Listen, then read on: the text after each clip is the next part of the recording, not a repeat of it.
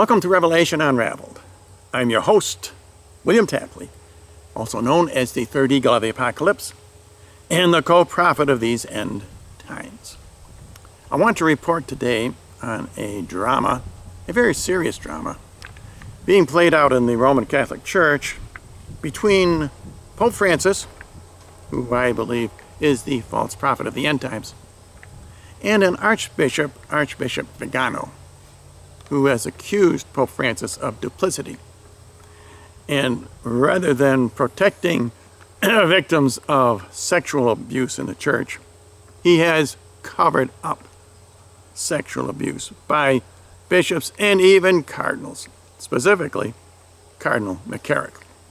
And I want to read excerpts from two different articles, and then I want to show you in Bible prophecy where it is Pope Francis who is playing the role of Satan and not Archbishop Vigano, which is Pope Francis's claim. Now, this first article is from the BBC, and this is dateline August 28th, 2018. And Archbishop Vigano is the one under my finger there on the left. I don't know if you can see that. And the headline is, a former Vatican diplomat who accused the Pope of covering up reports of clerical sex abuse is lying low over fears for his safety, it is claimed. It is the Satan's accusers, the ones that he accused, who will flee in the end times. It is Vigano who is being accused by the Satan, in this case, Pope Francis. Let me read this article. Archbishop Carlo Maria Vigano wrote in a letter that Pope Francis knew of allegations against a U.S. cardinal, that would be Cardinal McCarrick, 5 years before accepting his resignation. Italian blogger Aldo Maria Valli later said the Archbishop had told him that he had purchased an airplane ticket. The senior priest has made no further comment since the weekend. In other words, Archbishop Vigano has been forced into hiding. Recounting a meeting between the pair, Valli describes what the Archbishop told him, writing, "He will leave the country. He cannot tell me where he is going. I am not to look for him. His old mobile phone number will no longer work. We say goodbye for the last time." This is very ominous. It is very apocalyptic, and you will see that this is also biblical in the book of Revelation. Similar claims that the Archbishop is concerned about his safety were made by Edward Penton of the conservative National Catholic Register. Journalist Marco Tossati, who says he helped the Archbishop draft his bombshell 11-page letter, which was published on Sunday, this was August the 26th, told the BBC, "I don't know where he may be. He told me that he wanted to remain quiet, and at the moment he's not answering his phone."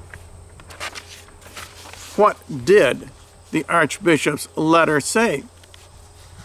In his letter, Archbishop Vigano said he told Pope Francis that Cardinal Theodore McCarrick, the former Archbishop of Washington, had been accused of sexually abusing lower-ranking seminarians and priests over decades. And here is a picture. I believe I have a picture of Cardinal McCarrick. And you can see what he looks like.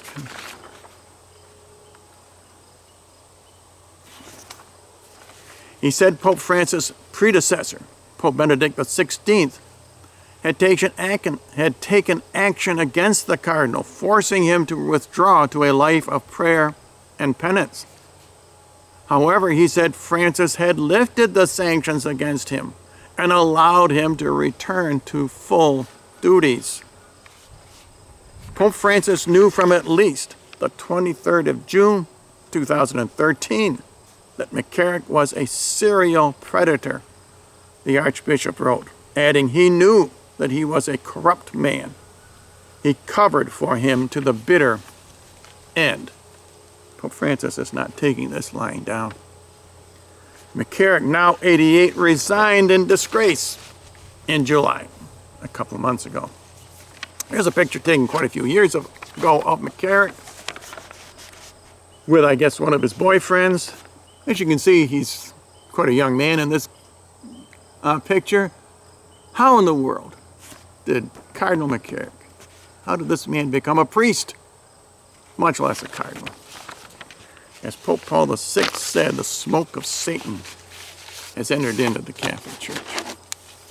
And now I want to read an article, or part of it, from LifeSite News. This was yesterday. The date line is Tuesday, September the 18th. And there's the headline.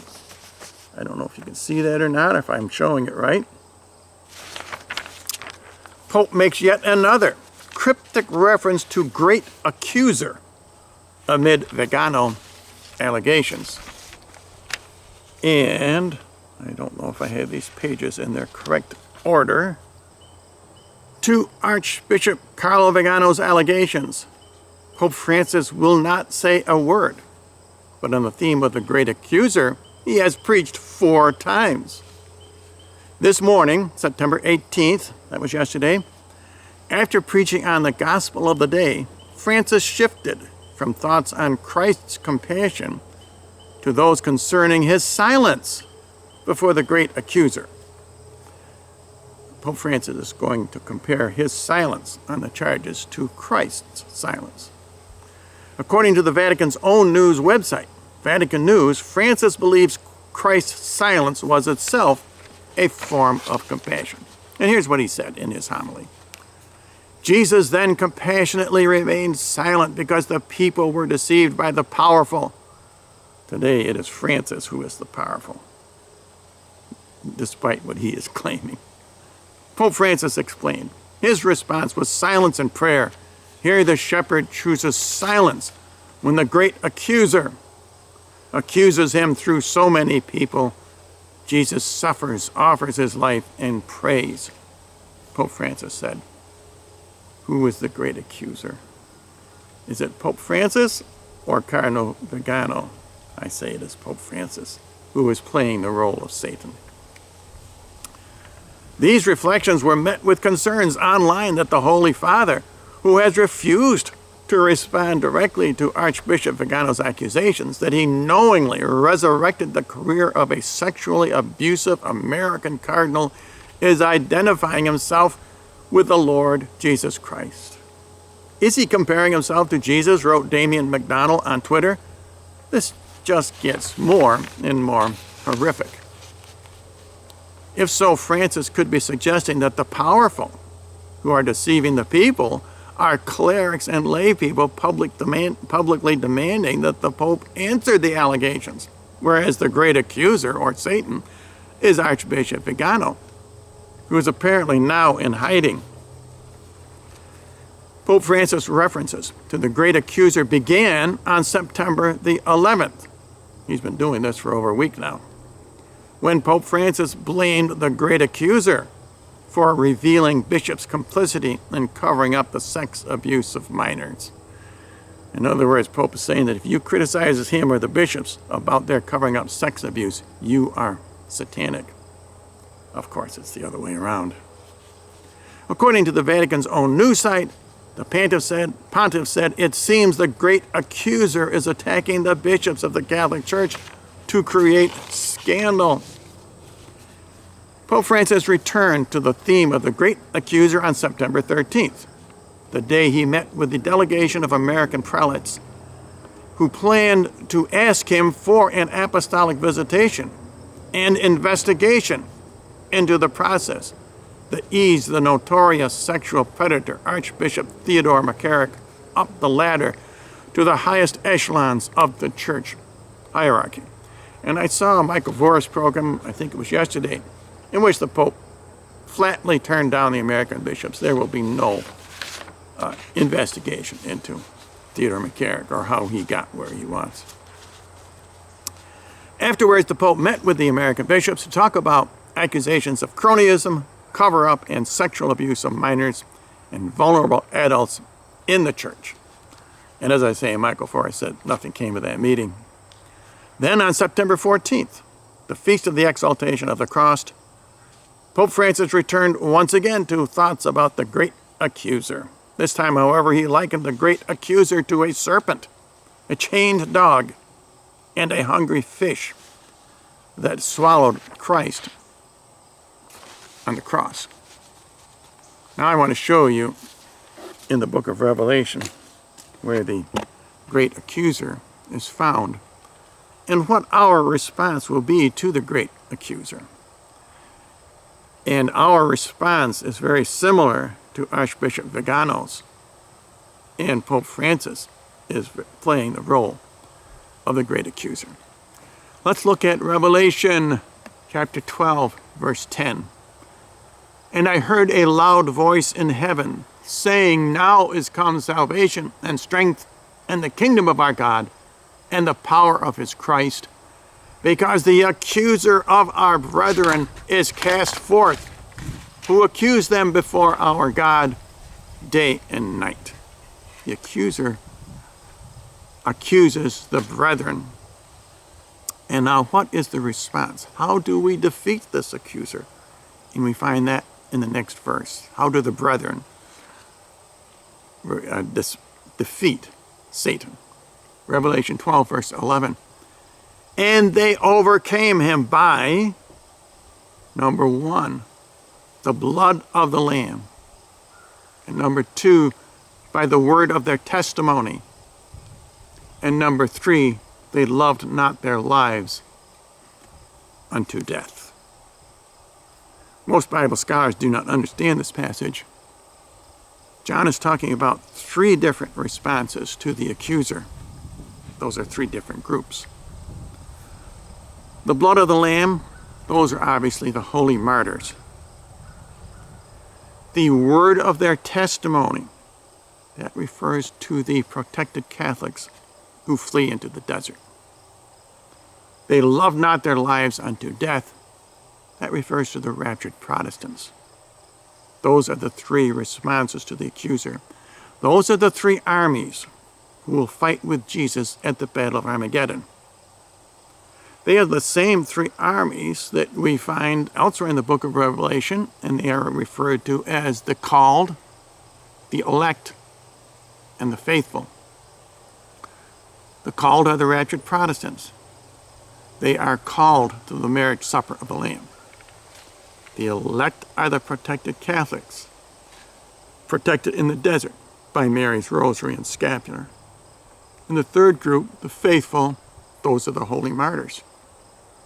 Jesus refers to the same 3 groups when he says that he is going to send his angels to gather together his armies at the Battle of Armageddon. He will send his angels to gather those, the elect, under the 4 winds, from one end of heaven to the other end of heaven. Again, under the 4 winds would be those left behind on earth, the protected Catholics, we who flee into the desert and who are protected by Mary's rosary and scapular. We are the ones who will be spreading the good word to others who have been left behind.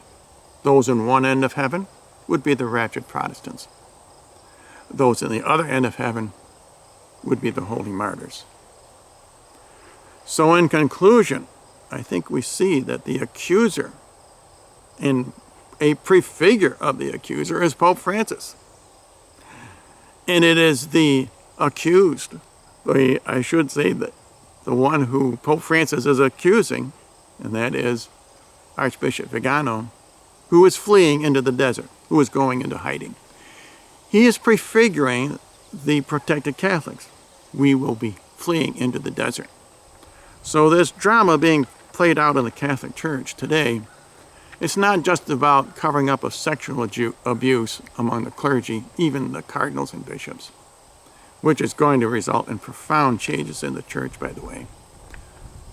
It is a prefiguring of how you and I, we must be in one of those 3 groups who will respond to the accuser. And Archbishop Vigano is prefiguring those of us in the remnant Catholic Church who will be fleeing into the desert. And now I want to thank some of you who have been supporting my ministry here on YouTube. And these are people who donated in September. Thank you very much, Michael C. Thank you, Paul S.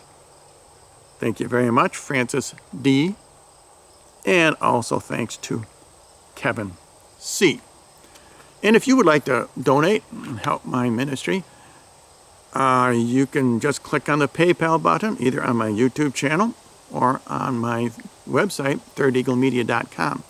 Which reminds me, I am asking for donations to help me support my, publish my book. And the good news for all of you, at least I hope you consider it good news, I am going to publish my book on my website. In fact, it is almost completely published. If you go there and look under transcripts, I have published all 10 years of the transcripts from my YouTube channel. And you can read them, and you can mark which ones that you are interested in, and you can make a note of them. It's much easier to find on my channel, on my website, than on my YouTube channel. And so that's all I have for you today. And don't forget to tune in this afternoon and every afternoon at 5 p.m. on my channel for a live streaming of Mary's Rosary.